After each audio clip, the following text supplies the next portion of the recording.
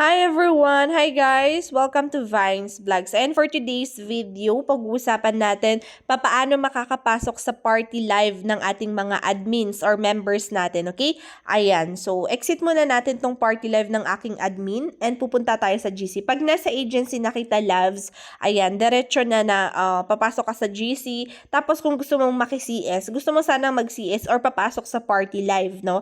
Ayan, para mag-CS ka. So dito yung pupuntahan mo. Ayan, for example, meron kayong mga nakikitang ganito. CS available here, ayan yung ID niya. Ika-copy mo lang siya. So, ang gagawin mo, ilong press mo lang siya. Ilong press mo, and then i-copy natin siya. Ayan, copy. Na-copy mo na siya. Babalik ka dito at pupunta ka dito sa may search button. Ayan, o yung may circle dito sa taas. I-click mo lang yan.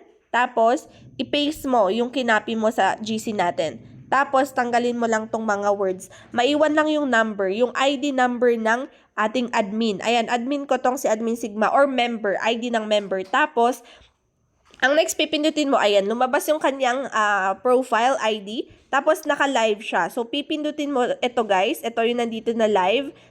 Pag party live, party yung nakalagay. Pero pag solo live, live. Pero I think, party live to eh. Ayan, party live. Tapos, kapag magsi-CS na kayo guys, crown seat kayo, kailangan yung umupo dito sa crown seat number 2 at number 3 and number 4. Dito lang kayo uupo. For girls ha, girls na nagsi-CS, dito kayo uupo sa 2, 3, and 4. Pag sa boys naman, dito kayo umupo sa 5, 6, 7, 8, 9. Kasi hindi kayo nagsi-CS yung boys eh. Unless nakapag level 10 kayo. Okay? I hope clear po yan. Ganito po siya kung paano pumasok sa party live para makapag-CS kapag nasa GC kita at nasa agency kita, okay?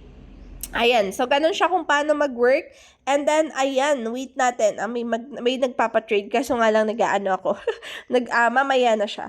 Ayan. So, ayan siya kung paano papasok sa party live, no? Isa ring way is mas maganda i-follow nyo siya. Ayan, paano ba mag-follow dito? I-click natin tong kanya. Ayan, naka-follow na pala ako sa kanya. Ayan, unfollow, follow. Ayan, tignan natin. Ayan, in-unfollow ko siya. Tapos, paano siya i-follow ulit? Ayan, andito yung plus button. I-click nyo yung follow. Ganyan. Ayan. Para i-follow natin. Ayan. Follow natin yung mga, i-follow nyo yung mga itong members na to para just in case na nagpa-party live sila, pwede kayong mag-CS. I-check nyo naman yung profile nila kapag naka-party live.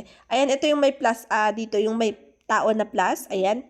Ito dito sa baba ng give gifts. Ayan. Ayan, ito yung may tao na plus. I-follow natin sila. Pati ayan. Yan, members ko lahat ng to, ganyan. I-follow nyo yung mga nasa profile ko. Ayan, for example, punta tayo sa profile ko. I-follow nyo yung mga nasa following ko. Ayan, ito sa following ko. Ayan, lahat ng to, mga members natin. Ayan, i-follow nyo lahat ng to. Tignan nyo, madami naka-party live. Ayan, ito, si Cherry, naka-party live. So, kapag naka-party live siya, pwede kang pumunta, pasok dito sa kanyang PL sa party live niya. Ayan, pwede kang mag-CS. Ayan, walang nakaupo sa 2. Ayan, 'di ba? So dito kayo mag-CS, okay? I hope clear po 'yan. Tapos ano pa? Ayan, ito pa si Baby. Ayan, naka-party sila. Bubuksan nyo lang yung party nila. Leia, naka-party. Ayan, kita guys, yung mga, ayun yung nagsa-sound. Ayan. O, diba? So, make sure i-follow nyo sila para just in case na, naka-party live sila, pwede kayo maka-CS. Sa following ko, guys, ha, i-follow nyo sila sa following ko. Okay? I hope clear, guys.